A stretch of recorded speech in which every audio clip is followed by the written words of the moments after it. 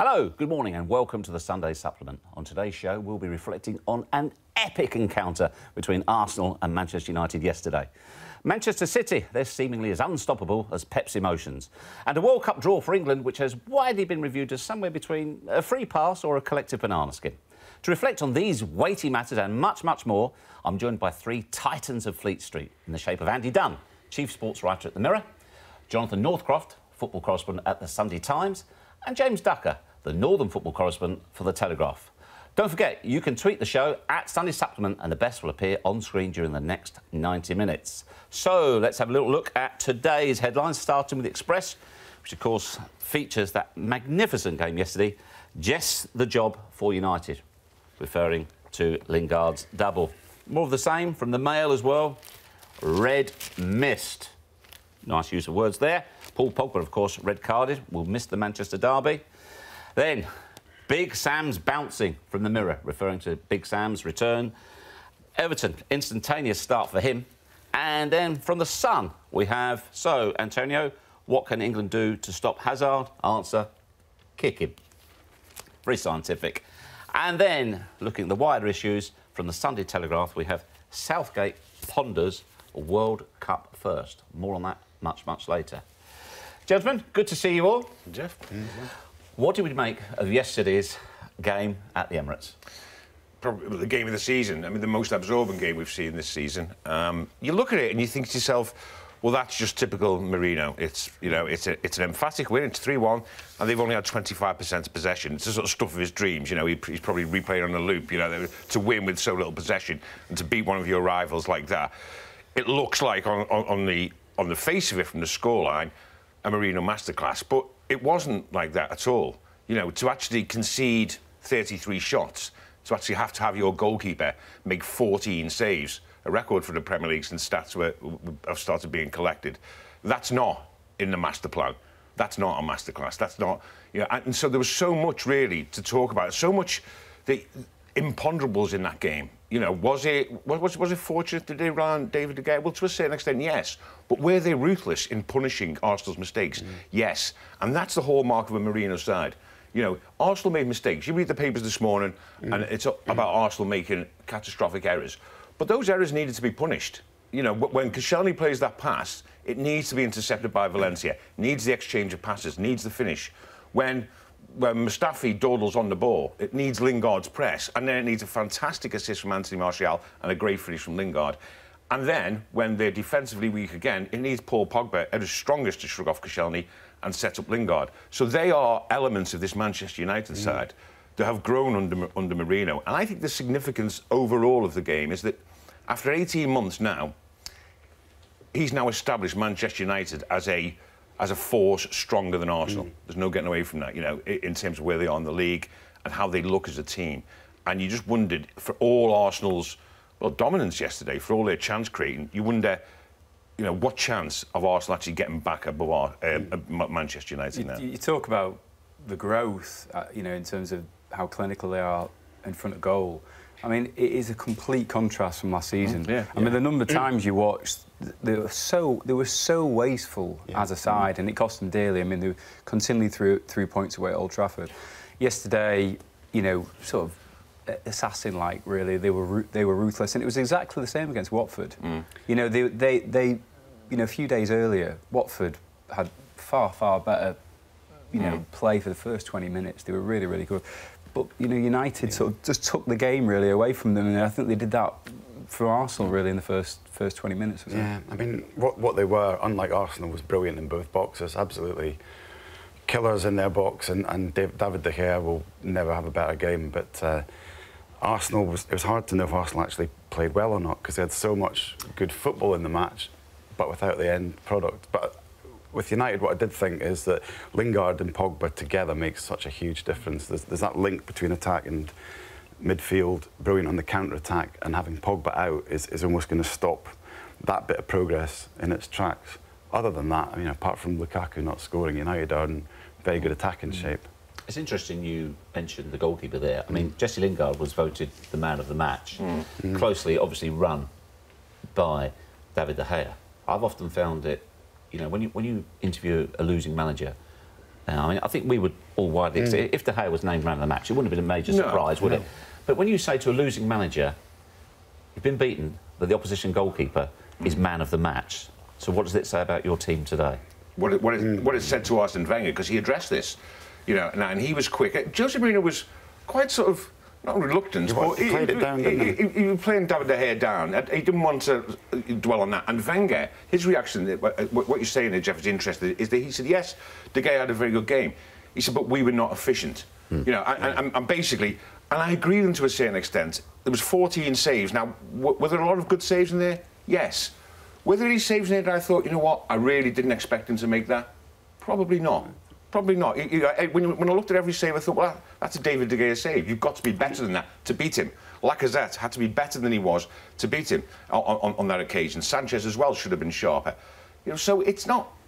He had a great game, but Wenger would say, well, hang on a minute, that's our issue. And that is. You know, if you create those chances, they created probably, what, I'd say about 4 or 5 good chances, about 10 half chances, what you would call half chances, you know, shots from 10 yards, 12 yards.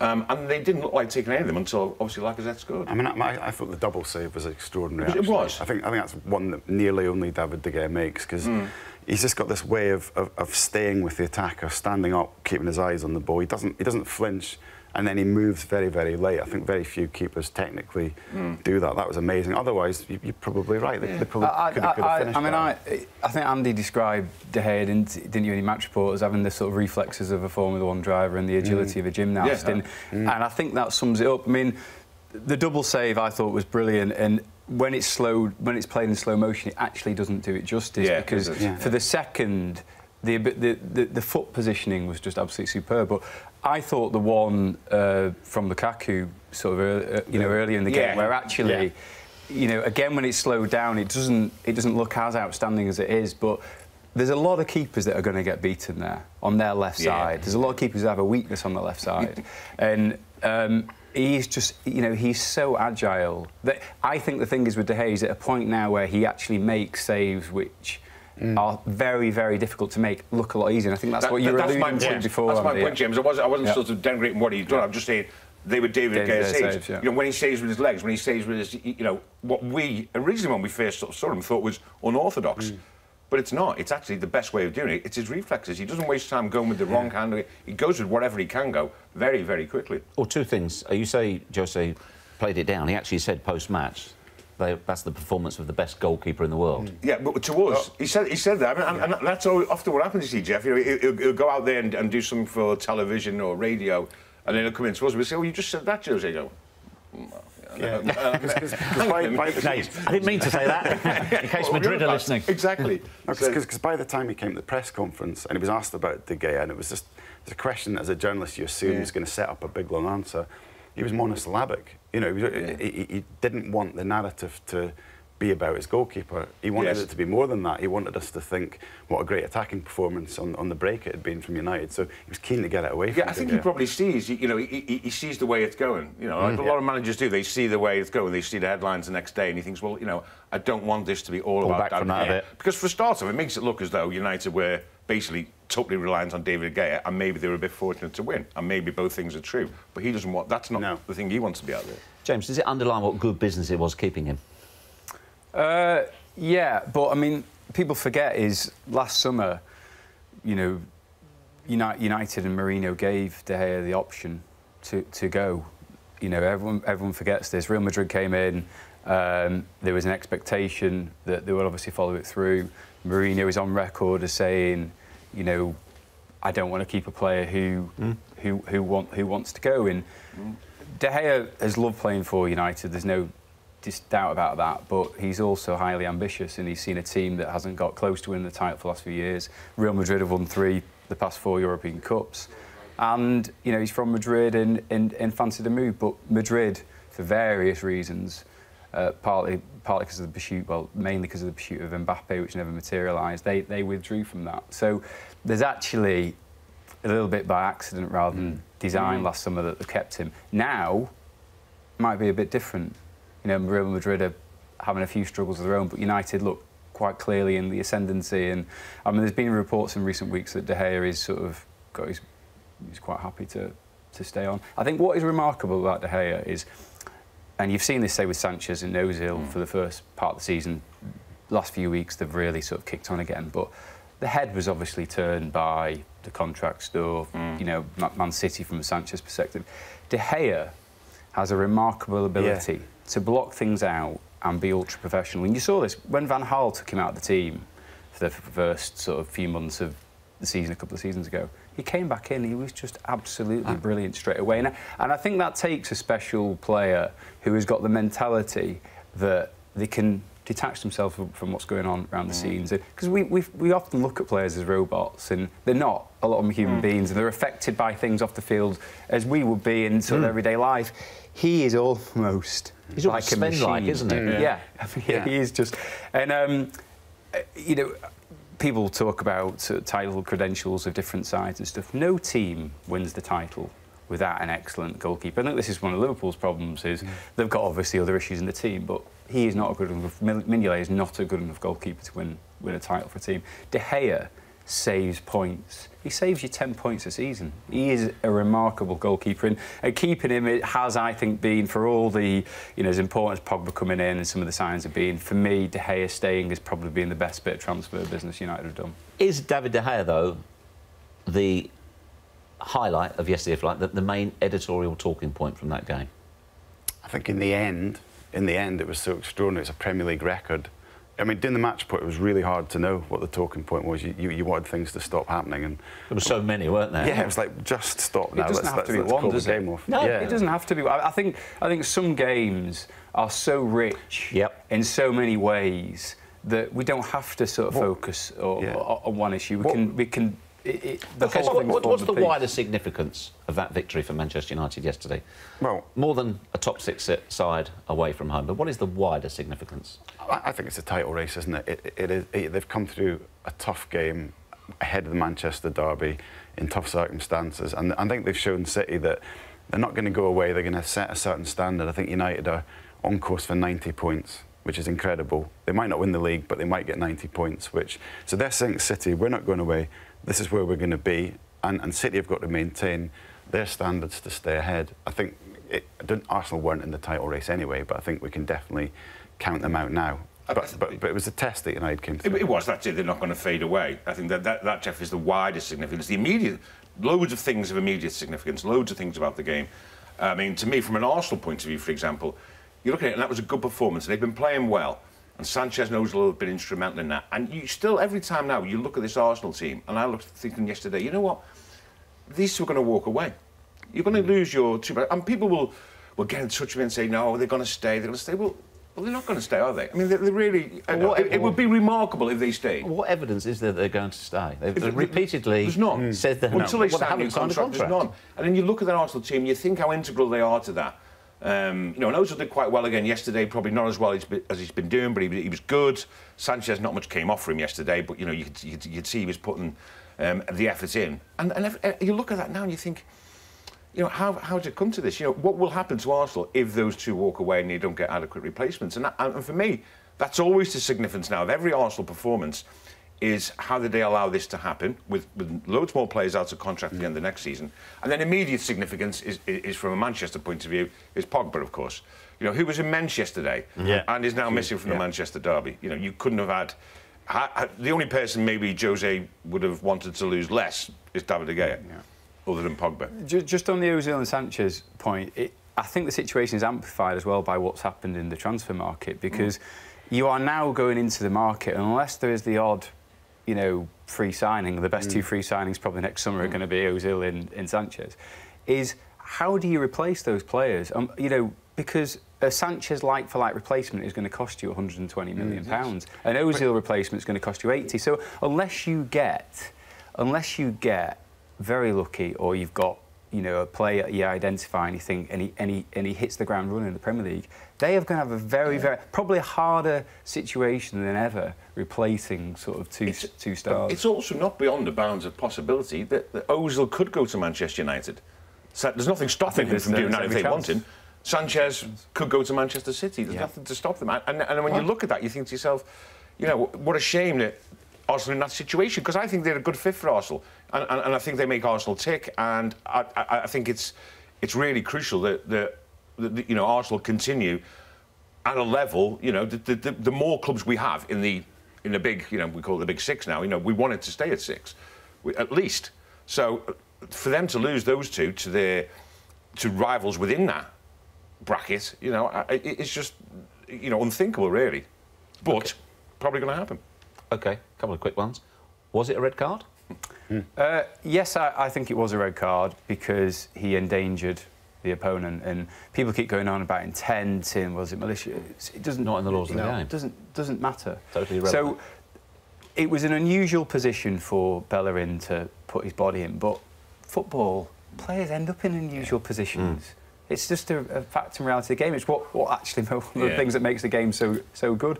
And I think I was watching it, and maybe Bellerin is slightly fooled by, you know, the way sort of Pogba's sort of motion to go, and he's ended up getting himself positionally in a bit of a pickle, and he's done what he can to try and stop him getting past. And maybe Pogba goes to try and flick the ball over, but the point is he lands, you know, full studs, you know, on Bellerin's leg, and it has endangered the opponent. Are there worse red cards? Are there worse incidents? Of course there are. It was, but it was a great slow motion red card. You know, because I have to say, Andre Mann's done brilliantly. It was a great slow motion red card because, listen, we're there. Me and Johnny are there. I don't know about you, Johnny. I looked at it in real time, and it didn't cross my mind. No, it didn't cross my mind. I thought it was a little bit of an awkward challenge. The ball breaks free.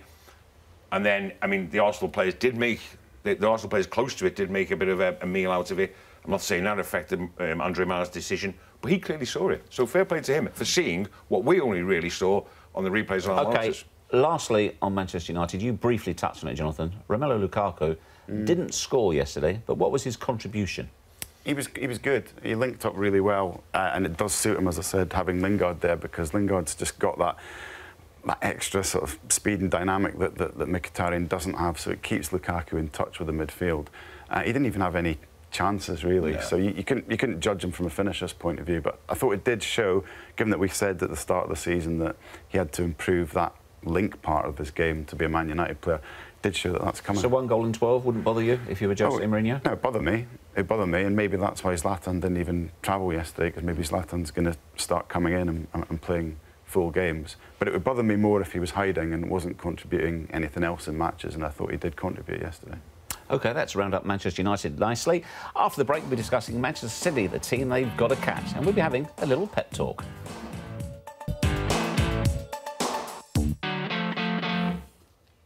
Manchester City this afternoon looking to equal a Premier League record of 13 straight victories. Seemingly unstoppable, possibly invincible. Who can stop them? If they keep playing like they are doing, it's going to be very hard. But this is an interesting time for City because they've obviously got Mendy out, but they've also got John Stones out, who has been, I think, excellent this season. I mean, the strides he has made as a player have been huge. But you know, you look at the results; they've dropped 2 points. You expect them to actually be further ahead, and I think it's a credit to United, really, that they're actually still within sort of touching distance. And obviously, this is a big weekend. I cannot see West Ham taking anything today, but you know, and if so, it'd be back to 8 points again. But you know, there's still a long way to go, and you know, Guardiola, sort of the strides that they've made from the last few months of last season to now have obviously been huge. Much greater than I'll be honest, I thought. I mean, I'm looking at the football now, and it is breathtaking. It is beautiful. Some of the interplay is extraordinary. The way he has improved so many players. You know, we talk about the coach, and we are seeing it now. I mean, obviously people like Raheem Sterling, but right across the pitch. I mean, David Silva, he's 32 in January. He's playing the best football of his career. Kevin De Bruyne is just elevating his game, you know, every week. Even someone like Nicolas Otamendi, whose passing was, you know, lamentable at times before. Now, I mean, something like a 15% improvement rate in his passing accuracy.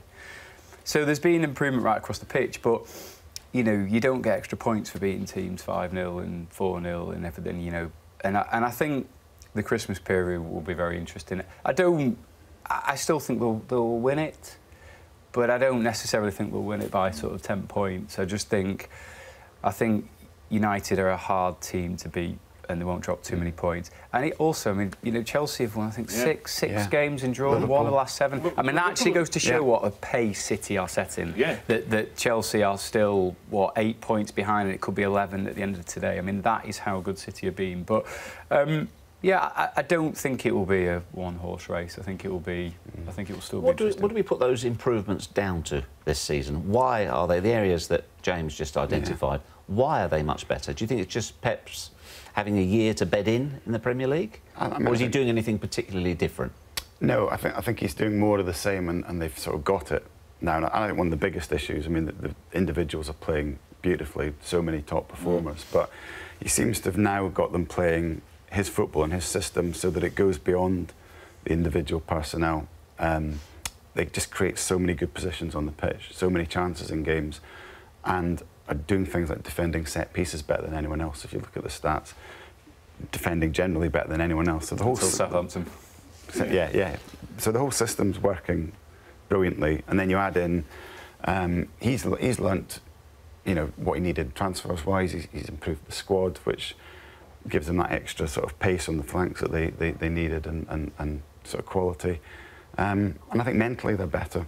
I think he's taken away a little bit of that fragility that we always have thought. I think they're fitter as well. I think physically, I think they're as quick and as fit a team as I've seen in the Premier League. They're unbelievable. You know, individually, Raheem Sterling is stronger than you know I thought he ever would physically be. And mentally. Physically, but physically, absolutely mentally, but physically as well. You know, he holds off players now like he never used to.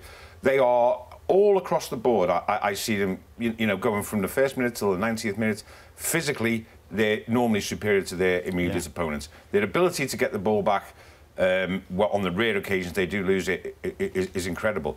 And that's how he's got them at the moment. There's also, which comes from, I know you don't get any extra points for winning 5, 6, 7, but what it does bring, it brings this joy to them. There's a real sort of, as there would be about a team that's on the sort of run they are, there's a real joy about what they're doing and their togetherness. And I mean, you see them, you know, listen, they've beaten Huddersfield by an odd goal and they've beaten Southampton by an odd goal, and the celebrations are absolutely, you know, because of the nature of that. But maybe that, Andy, maybe the point is that James made, they can score 5 or 6-0, but you also, if you're in a team like that, you feel as though you can score whenever you need to.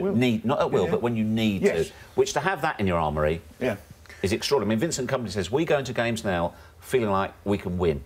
We feel we can win every game at any point during the game. Yeah, exactly. Well, they've got that capacity from any part of the pitch. Mentioned Otamendi. I was at Huddersfield last week and he was basically playing central midfield. You know, and actually when he brought Jesus on, he basically went to his old formation of none at the back. One of his favourite, one of his favourite tricks. You know. Remember they played at Leicester away. None at the back. It was like we did. He took. Otamendi had already gone into midfield. The full-backs were playing wingers. He took Kompany off and played Jesus on. And one of the reasons he can do that, I mean, I did a piece this week on David Silva and described him as sort of the antidote to panic.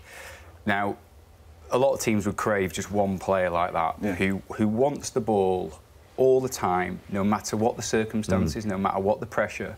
Guardiola was talking the week about, for him, that's the courage he admires most in players. The courage when the pressure is on and the stakes are highest and you've got 3 players around you, give me the ball. Now, he hasn't just got one. You go right through the team now. Look at Sterling. Look at him. He hasn't just got one Silva. Yeah, no, he hasn't got De Bruyne. And I think that's, for me, is that if you're in a... and I've spoken to opposition players about this, is... It's deflating to play against a team where every player wants the ball and every player is comfortable in it and every player will not panic. And because you think, we've got a chance of getting the ball off and pressing it, you know, we might panic him into releasing it, hound him off it. And this team, right through, and some people like, for me, people like Otamendi and stuff before who weren't that comfortable in possession, who now are, those are examples of the strides that Guardiola, I think, has made with his team. And Andy's right that they're working harder than anyone else in the league. You know, if you look at the running, they run more, they sprint more. It's based on hard work. They've got both sides of the game. And they run harder and they run faster. You know, again, what James is saying about if it's not from one, it's from another. If you haven't got Kyle Walker making a sprint at, you know, a 100-metre sprinter's pace, you've got Leroy Sané doing it. You know, it's incredible. OK, well, there's 2 teams there today, of course. Will West Ham take heart from the fact that Strasbourg beat PSG yesterday. Fifth bottom. Well, You're looking doubtfully at me. I think, yeah, I think David Moyes might remember beating Barcelona with Sociedad. I think he'll be clinging to that. You know, it is possible. He beat Messi, and actually Messi wasn't playing, but he beat the rest of them with a comparable team. But it's hard to see any hope for West Ham, because we've talked about how City are relentless in moving the ball, running. That's exactly West Ham's weakness. They don't have legs at the moment. That's what I worry. I mean, I was at Goodison in midweek, and you know, apart from the fantastic goal from Rooney, they were defensively very vulnerable. West Ham, you know, if they're like that, especially through the middle, if they're like that today, then you know, I think they're going to struggle. I didn't see much at all at Goodison, apart from a 15-minute spell after half time, that would suggest to me that they can hold out much hope. And they don't, to be frank, they don't have great centre backs. No, that's what I mean. One was poor on Wednesday, was it, or Tuesday or Wednesday?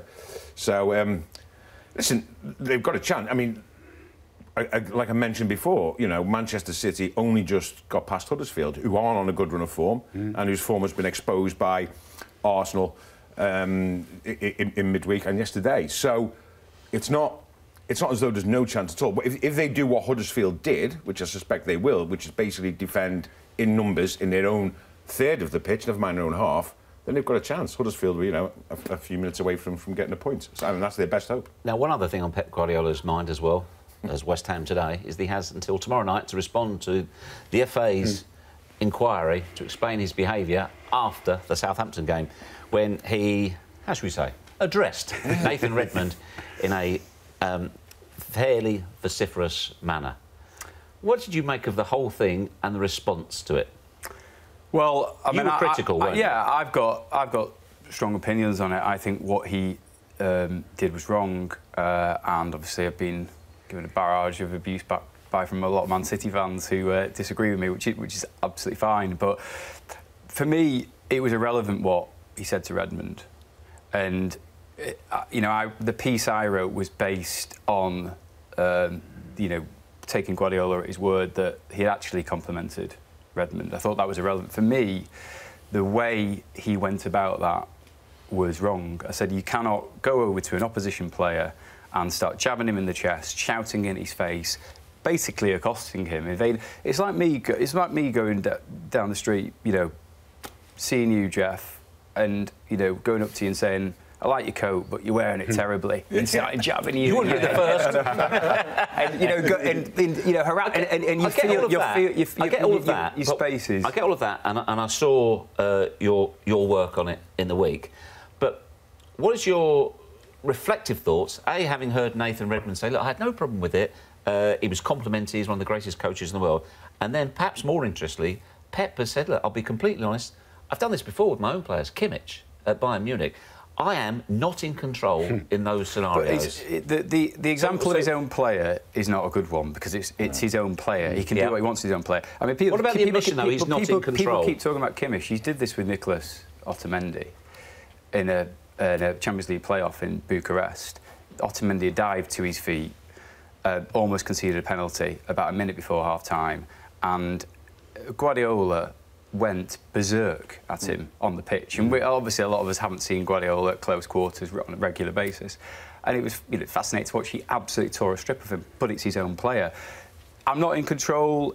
You know, he said on Friday, I'm not in control. He apologised for it. He's clear. He's a decent man, Guardiola. I wrote that he will have looked at that. He'll have watched himself, eyes bulging, finger jabbing, accosting an opposition player.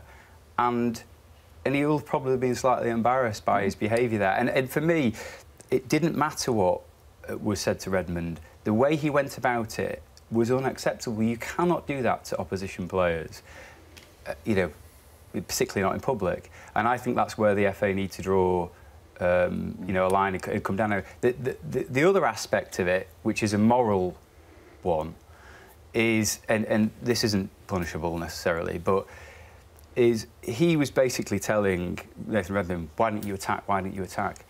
I mean, there is an inherent arrogance there to suggest, oh, you know, attack, you know, leave space for me to sort of... What are Southampton supposed to do? They're supposed to just play the way Pep wants them to do. I mean, he has to. It's up to the Southampton manager how Southampton play, and Nathan Redmond has got to follow the instructions of his manager. For Guardiola, some other managers might have reacted very differently, aren't they? Very, very differently. I'm sure Pep would react differently if it was Jose Mourinho got hold of Raheem Sterling at the end of the game and said, you know what, you don't do that for England, you should defend more.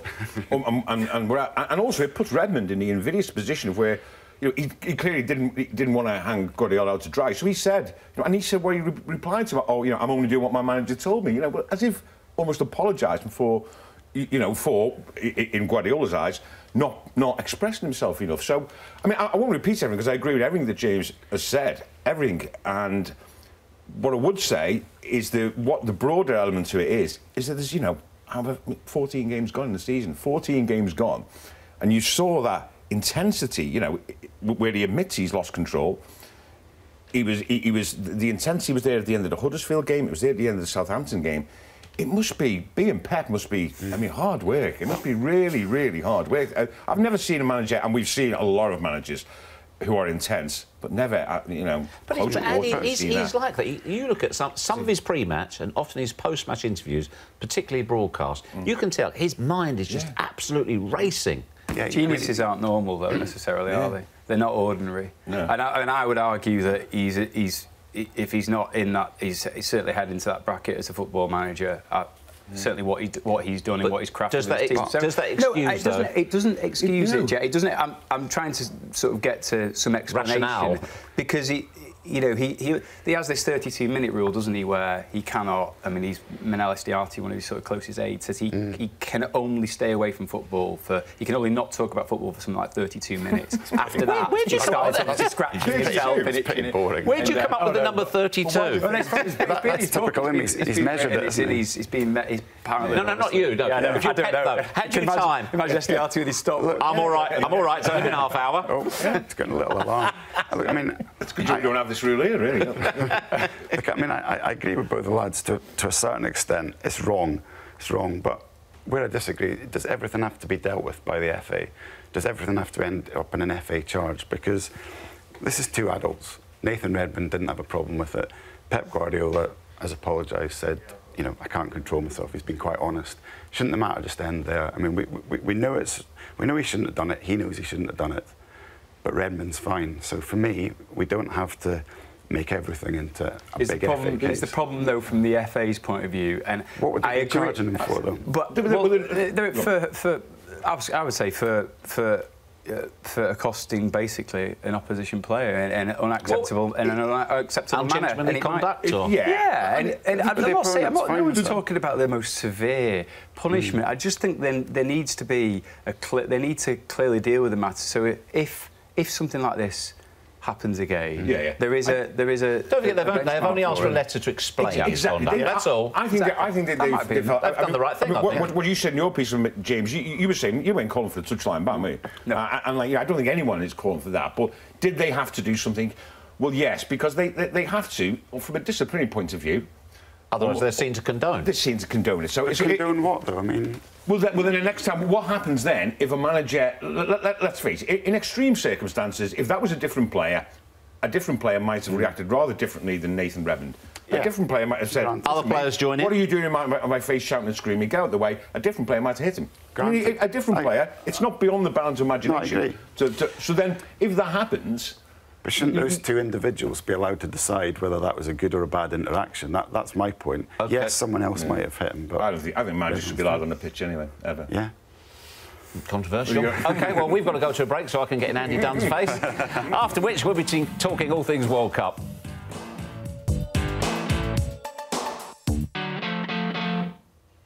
Welcome back to the Sunday Supplement, where this week we are joined by Andy Dunn, who is the chief sports writer at The Mirror, Jonathan Northcroft, football correspondent for the Sunday Times, and James Ducker, northern football correspondent for the Telegraph. Now, the World Cup, Panama, Tunisia and Belgium, been widely reported as either being the group of death, banana skins or a free pass. Which is it, gentlemen, or somewhere between all three? I don't think you can ever say there's a free pass where England are concerned at a major tournament.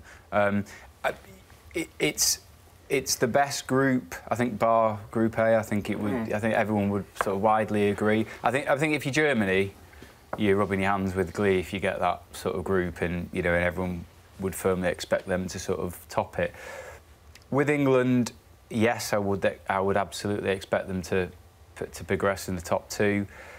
But I mean, Tunisia and Panama. I mean, we only need to look back at recent Costa Rica. tournaments. Yeah. Well, the Costa Rica, but go. I mean, I remember being in Cape Town for the Algeria game, and they got through. I mean, for me, it's less of an issue are England going to get through, because I think they will, and more about how they perform in the group stage, because we've seen in so many successive tournaments that the performances have been really, really underwhelming in the group stage, or if they've claimed a victory here or there, it's been deeply unconvincing, and then they've gone into the knockout stages with no momentum whatsoever. There's a national inquest already sort of forming, and I think the test here for England is can they, against Panama and Tunisia, yes, obviously win the games, that is the priority, but can they actually deliver performances that actually give some real optimism and momentum going into the knockout stage? Because I think that in past tournaments, some of the sort of dismal sort of displays against the lesser nations, so to speak, have had a real impact on what we've done in the knockout stage. I mean, obviously I was being light-hearted, but do you think that the difficulty in assessing the group is purely because of England's, at best, patchy recent history? Yeah, it is, and the tournament that James refers to, I remember after that Algeria game, I think it was Slovenia in Port Elizabeth when they won 1-0. And, were unconvincing in that. And that's sort of carried through then to knockout stages, and when they got obviously knocked out by Germany. So, I also think there's a danger. I don't think we should be... We're sort of focusing on Panama and Tunisia, or how we do against them will... And, of course, it will determine it. But, there's no reason... I think England, I don't want to be banging the drum too much, but there's no reason why, they shouldn't finish top of that group. Belgium are not... They've got a whole... they've got an impressive squad. Because we know them all, and we know they're a collection of very good players. But are they unbeatable? Should England actually be saying we can win this group? England can win this group. But is there a danger for you guys, though? Because you'll get hammered if you start saying we're going to win the group. Yeah. And also you're accused of being unpatriotic if you don't say England are convincing. Is perhaps the wider problem reflecting we just don't really know what we are, do we? No, but we know what we've been at major tournaments. That's the problem. And Gareth Southgate understands that. He understands their expectations are low because of what's gone on at major tournaments, not because of the fact that they've had another pretty much, impressive qualification run, which they've had for the last 3 or 4 tournaments. He knows their expectations are, basically that game, that defeat by Iceland was the moment, really, the watershed moment when the nation thought, you know what, we're no longer really going to emotionally invest in England at a major tournament until we see some evidence at a major tournament that they can cut it. And I genuinely think that that one particular game changed the mindset, and changed the mindset maybe of the media as well, and changed the mindset certainly of the written press. I think you won't. Famous last words. you might not get the enthusiasm and the jingoism and the optimism going into this tournament that you've had in the past ones. I think the problem's been the public falling out of love with England, and it's down to failure at these tournaments, but also bad football at these tournaments. There's been very little to cling on to, and then in between them, not even glorious failure. Not even good failure. And then between them, you get these kind of meaningless, easy groups, qualifying groups, which almost leave people even less satisfied, and then a few friendlies. So as we've been saying, we don't really know what to expect and what to want to expect from England. And I'm not sure if this group is helpful from a kind of entertainment point of view, because we're going to get 2 teams that are going to sit in against England and challenge England to break them down. And if there's one thing England are bad at, it's passing the ball, creating things and breaking people down. They'd be much better with sort of more open games, so it could be a bad watch. Yeah, I agree. I agree totally. I mean, Belgium have got a glut of glorious sort of attacking players, but they have had issues defensively, and Roberto Martinez has had issues defensively in his entire management career. In a strange way, that game might actually suit England a little better, because they know that the other team's going to attack. They will leave space to exploit. The one thing that England do have, they don't have a brilliant central midfield, they don't have an outstanding defence, but we have got players who will be very, very fast, very, very good on the counter-attack. And maybe that actually might be well suited to play against Belgium. My concern, like you say, would be Panama, 10 men behind the ball. Tunisia, more or less the same.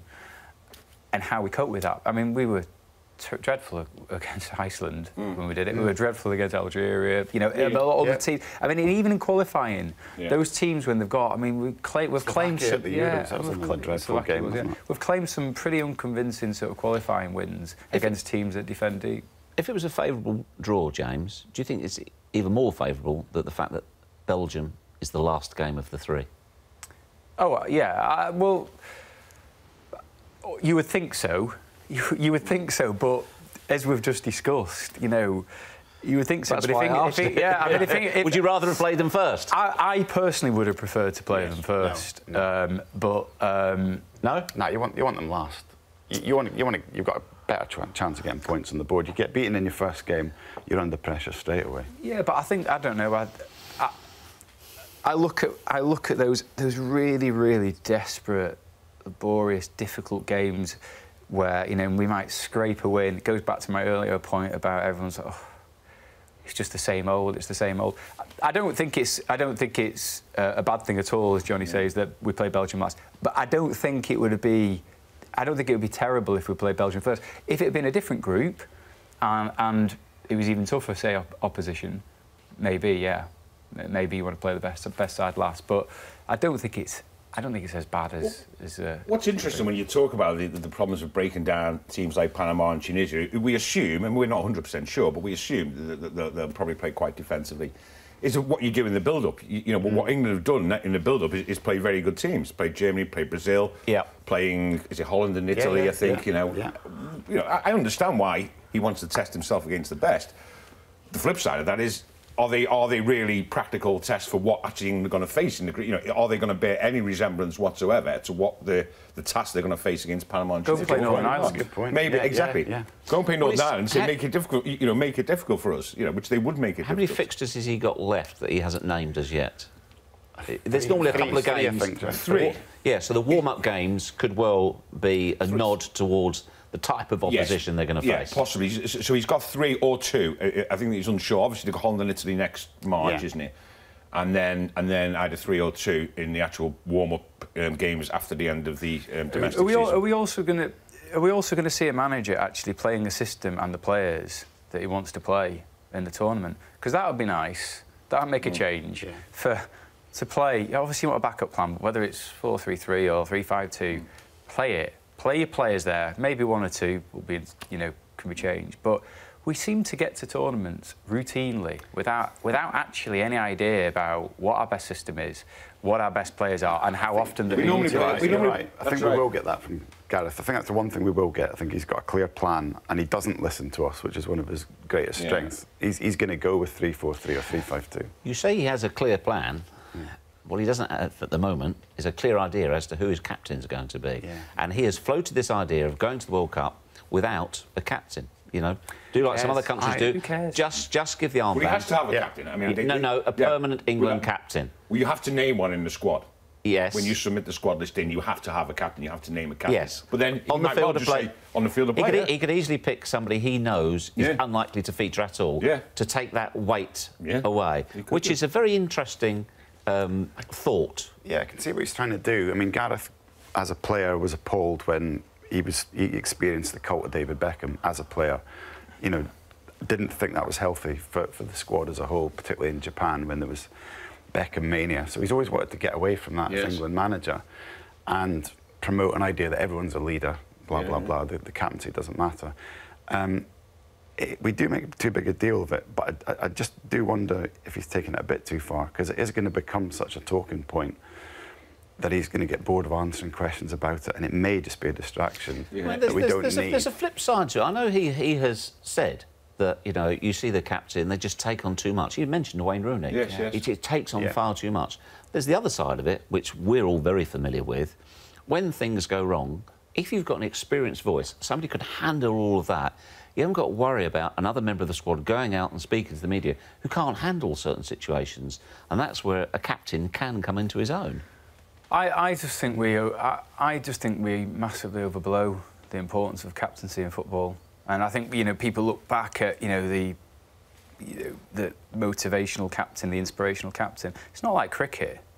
with the actual number of decisions that they're going to have, the tactics they're going to have to make. I think it's a ceremonial role. I think we overblow it. I think it's part of the laws of the game now. In the Premier League, the captain comes to the referee when there's a dispute. So you've got to make a I know. For a start, you can't have a non-English speaker. But I mean, it's not going to be an issue for England. He can pick a. I just don't think it's a huge issue. I think he could pick a captain a couple of months before the tournament. Maybe, like you say, it's a player who isn't, one where there's going to be a huge onus on him to sort of change games for us or deliver. Maybe Harry Kane will be better not having the captaincy, given the pressure that's already going to be on him. I don't know who will, I don't know who they will give it to, but I just don't think it's I don't think it's a pressing issue. I totally agree with that. I think from your football point of view, is that now though? But what about nearer the time? There'll be a circus. We will bore the pants off Gareth and the rest of the squad. I'm not sure we will. I'm not sure that we won't get fed up with it, and in the end, sort of say, well, this is what you're doing. I'll tell you what it does say, but I don't necessarily agree with it. But I'll tell you what it does say about Gareth Southgate is that he is very much his own man, because you can bet your life that the Football Association would love a captain. Because to have a captain, you mentioned Beckham, Wayne Rooney, they love a figurehead. Yeah. Commercially, they love a figurehead. It's the England captain. Yeah, but commercially, the England captain, and also for the individual concerned, the England captaincy is enormous in many facets. Commercially, I say, is a huge boost. And when England are trying to sell kits or drum up interest, here's the England captain, Wayne Rooney. Here's the England captain, David Beckham. It's all off here's field, the England captain, John Terry, and it's all but off field. Even if you disagree and you feel there should be a captain, it's refreshing to hear that Gareth Southgate is thinking outside that's what I mean. Yeah, that's what outside I'm the band rather than outside the box. He was portrayed as an FA man, but I'll tell you what, I bet you they would much rather have a captain. They won't say it publicly, but they'd much rather have a captain and a figurehead. So him doing his own thing is right. I tend to agree with you. I do think a captain is important. The danger, again, with making a permanent captain is you are then a hostage to him being in the team all the time, aren't you? It's like we had that. There was an element at one stage where maybe Rooney didn't deserve his place in the team. But the selection's got to be right. I think at one point it was between Harry Kane and Jordan Henderson, and maybe Jordan Henderson's struggles as a player have helped create this, because you can't be sure of being in the team. Right, now your colours to the mast. Who would you make the captain then? Come on, there's no such thing as a free breakfast here. No. I tell you what, I think you could. Or does that reinforce your? I think you could do worse. This sounds a bit left field, than give it to someone like John Stones. Really? So the words John Stones for me is, look. Is he guaranteed to play every game? I think absolutely. He's absolutely. Well, that's got to be the first question, hasn't it? So he's guaranteed to play both games.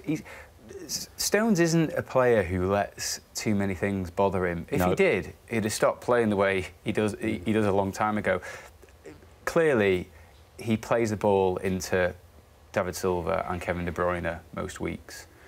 We don't have central midfielders vaguely comparable to those players. So there are adjustments he will have to make, obviously, as an England defender. But I mean, they talk at him at City. I know they view the captaincy. I know Guardiola views the captaincy very, very different. Actually, probably views it like Southgate views it, actually, that I want leaders spread across the team. But they view him as a future captain at that club.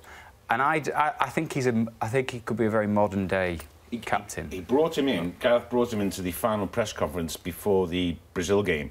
Remember, we actually asked him, is he your captain tomorrow? And, and he went, oh, no, he's not. Like, John was a bit... So, right, he wasn't downcast, but, we thought he brought him in because he was going to announce him as the captain. And then his performance in that press conference, not that it's vitally important how he speaks to us, was measured, assured. He looks every inch a captain to me. And whether or not he captains his club, I don't think that's particularly relevant. Who concurring, Jonathan? Who relays instruction? Who does Guardiola relay instructions to on the field every game? Who is the person he calls over time? It's John Stones all the time. I think we're overthinking it. I think Harry Kane does a brilliant job as a captain in the Premier League. We know he can captain, so you either give it to him, and if you want to look outside that, Eric Dyer's the brains on the pitch. And John Stones is great, but it's too early in his development. I don't saddle him with it. Two for Stones, yeah. The bandwagon for Stones. It started already. Right. After the break, we're going to talk about some other leaders in the shape of the mature manager.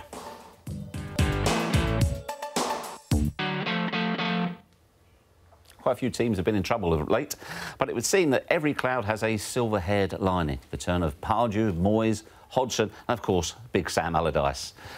Gentlemen, what do we make of the experience as once again thriving in the Premier League? I don't know, really. I mean, I can understand why...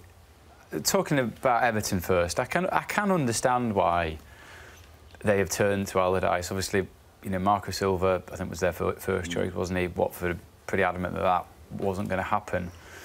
And, I mean, they've gone in a completely different direction, admittedly, which I think Everton fans will be looking at thinking, well, where is the sort of the leadership here? We're looking at a young, very progressive young manager. Instead, we've brought in, you know, a guy who's well into his 60s. I actually think Allardyce is a far more progressive manager than he's often been given credit for.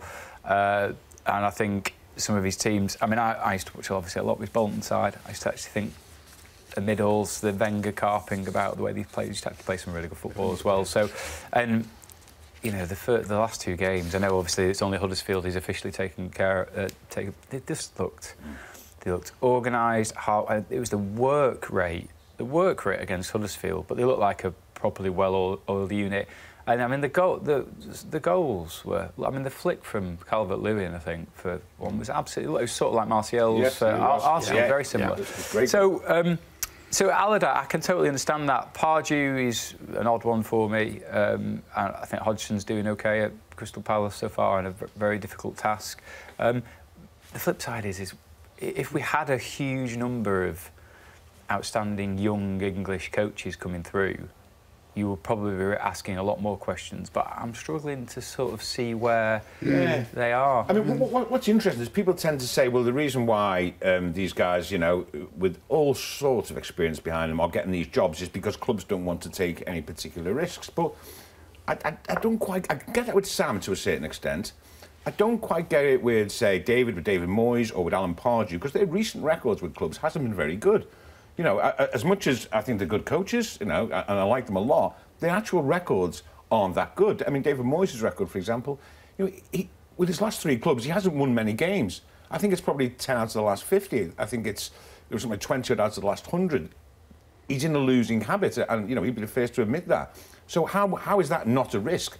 How is it not a risk for West Ham to take David Moyes on? It is a risk, even though he's got bags of experience. It is a risk, you know, for West Brom to take an Alan Pardew, because his most recent record, you know, isn't very good. So I know why they go for them, but again, I don't think it's risk-free. Yeah. I mean, I don't think we've got a clutch of outstanding young managers, but we do have a couple. So I don't see what Sam Allardyce, who will do a good job at Everton, but I don't see what he brings that Sean Dyche wouldn't bring. Sean Dyche is 7th in the Premier League. Sean Dyche probably plays similar football, and he can go in and build a club. I don't know why they don't go for him. Eddie Howe, I don't know why he doesn't get a bigger offer. Brendan Rodgers, before he went to Celtic, couldn't get jobs in England. You know, why not? So we do have some managers that so there must be an attraction for the experienced, older, perceived wiser. There's a lot of foreign owners who don't understand sometimes the picture of what they're looking at, and there's a comfort in going for a manager who's got 800 Premier League games on his CV.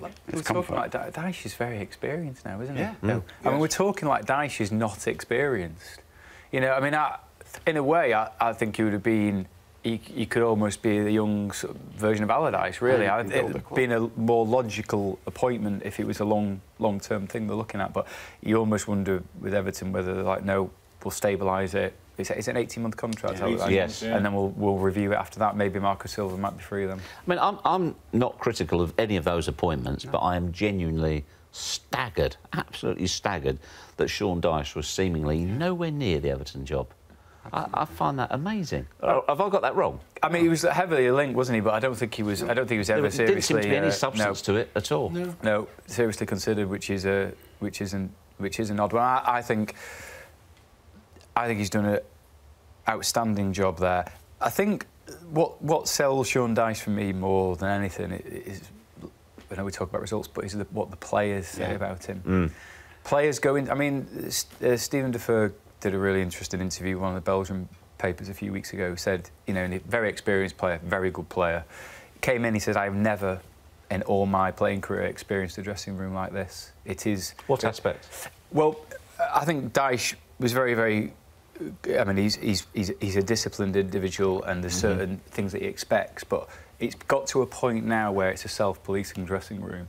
So if people aren't doing their jobs necessarily, Dyche won't necessarily have to say anything. There'll be players that will come. The player will come down. Equally, if there's players who are struggling, I mean, they virtually all can't. I mean, it's hilarious. You get like 4 or 5 players packed in a car, driving into training all the time again. You know, and real camaraderie sort of among the groups. I know it sounds daft. No, it doesn't. Geoff, I'm smiling because I think there'll be people say, well, what's the point in that? But we've all been around teams, and this will make us all sound like we're 111. But that camaraderie, it's reflected on the pitch. Look where they are in the table, as you said. Yeah. So it's no accident. He is, by all accounts, very, very disciplined, though, isn't he? He has a very strict code of discipline. Huge. I believe. But also a strict moral code as well. Yes, yeah. And I mean, someone did say to me, I think he even, you know, none of his players tweet about football. You know, it's got to be, you know, it really is a tight-knit group. And it's self-policing now, so I don't think he does as much as he has to. But what I look at is every player that goes in there improves. You know, they're a club that can't afford many signings. So when they come in, they have to be right, and they are right, because they all get better. He's produced about 5 England players now. I did a column on this a few weeks ago. Is at a time we were hailing Pochettino and Guardiola for what they have done for English players, how they have improved from a coaching perspective. And I was asking, is that actually in its own way any greater than what Dyche has done with players starting from a much lower starting base in ability terms, but actually get them... Nick Pope, the goalkeeper, hadn't played in the Premier League before September, looks a Premier League goalkeeper now. James Tarkowski was basically on the bench for much of last season, has come in alongside Ben Mee, who's vastly underrated centre-half, and filled the place of Michael Keane. Jack Cork, you know, released by, Southampton, Swansea? Swansea. Yeah. You know, he's come in. He's obviously been called. He's a good footballer. He is a good footballer, but he's really looked like he's. Dyche has saw them at City, and Cork was absolutely fabulous in the middle. I mean, I think no player's covered more distance in the Premier League than him. He's got a work rate to add to sort of his ability on the ball. So he improves players. He's a coach who improves players, and I think that often gets overlooked. It's hard to put your finger on why he's not. Because also we do know that he's ambitious. Yes, but we also know that these jobs would interest him. Everton job, you know, whether Burnley fans like it or not, is a step up in terms of size of club. So it's hard to put your finger on. I mean, is it because, I don't know, and you sort of grasping at things, you know, but you look at what he's done at Burnley, and it's mainly been with a big core of British players. I don't know, maybe clubs think, you know, has he got enough contacts abroad? Has he got enough? I don't know, and you are sort of, you're grasping really, because you can't actually see a logical reason why. Eddie Howe was in at Burnley before him, and I think Eddie Howe's paying the price for overachievement at Bournemouth. I mean, he's sort of gone off the radar, but the job he's done there is absolutely outstanding. But of course, the other thing is as well, is that if you're in the Championship, you're a manager, unless you're taking that team up. You know, Chris Wilder, unless he takes Sheffield United up, he's not getting a job in the Premier League. But, you know, whereas the job he's done is absolutely fantastic. Can we just go back to Everton? I'm really interested to see, I mean, this is probably, never say never, this is probably Big Sam's last club job, isn't it? Is it? Probably. Never say never, never say never. But I'd be just interested to see, not so much how he goes about it, but obviously we all know what happened with England. It's the one he really wanted. But this is the big job he has always craved. Yeah, I mean, Newcastle was big. Yeah. You could argue in terms of recent silverware. Yes, yeah. I know. And they've got the financial power as well. And the owner, Mashiri, said he is the most underrated manager in England. Now, that might be pushing it a little bit, but perhaps Sam is underrated. Yeah, I mean, I am a fan of Sam Allardyce. I like him a lot, and I think he's often sort of characterised as some sort of dinosaur, and I've never... He's one of those forward-thinking men. Absolutely. Ever. He's so progressive on the field and off it, and actually, the systems that he actually put in place, you know, with his 4-3-3, you know, I mean, it really took off, didn't it, with Mourinho? But he was really doing that well at Bolton, and a very well. That's what I'm really asking. Do you think he will relish this opportunity to not show what he can do? He's already done that. He doesn't need to prove anything. He's a football man, Sam, isn't he? I mean, everyone thought after England he will go. I think it takes a it takes a resilient man to come back from what happened, and a lot of just thought, you know, that's me done with football now, and he's not. He's come back, and I don't think he can stay away. No, I think he can't. It's brilliant, and again, you're preaching to convert in terms of being a fan of Sam Allardyce. But can he reinvent himself at this late stage? You know, will he always be Big Sam, Fireman Sam? You know, he's looking at it now, and he's. Well, that's not his fault, is it? He doesn't call himself that. No, he doesn't. Well, he does call himself Big Sam, to be fair. But yeah, he's. I know exactly. It isn't his fault. What I mean is, he's now pigeonholed as going into that job. Excuse me. And with Everton, there's a chance to change that. That's where I see. That's where you're coming from. Jamie Carragher said exactly the same in his column yesterday. He said he needs to be less of Big Sam. Yeah, he's saying exactly the same as you. Well, let's face it. The only reason the reason why he lost the England job essentially was because he was being Big Sam. You know, that is, you know, without going into detail, the persona of Big Sam rather than Sam Allardyce, the brilliant coach, the brilliant manager. That's what led to his, in a sort of remote way, that's what led to his downfall with England. But that's a whole other subject. But can he? You know, that's why I'm slightly surprised that it wasn't a slightly longer contract than 18 months, because I think. If he'd got a longer contract than 18 months, it would have sent out the message, you know what, I'm not just here to keep Everton in the Premier League this season. That's going to happen anyway. I'm here to actually be in at what are essentially the beginnings of what should be a brave new era for Everton. With a new ownership. That's what I'm saying. With loads of money, with a new stadium. I mean, ironically, you know, last week, on the day of the Atalanta collapse, they exchanged contracts on the Bramley-Moore dock site. So in theory, this shouldn't be about Big Sam coming in to save Everton's relegation. It should be about the start of a bold new era with new investments, new stadium, and about Everton, which it should have been at the start of the season, breaking it, making the Big Six the Magnificent Seven rather than falling down the league. Good young players. All exciting stuff. But we have to take our last break now. But afterwards, we'll be talking Spurs and Swansea.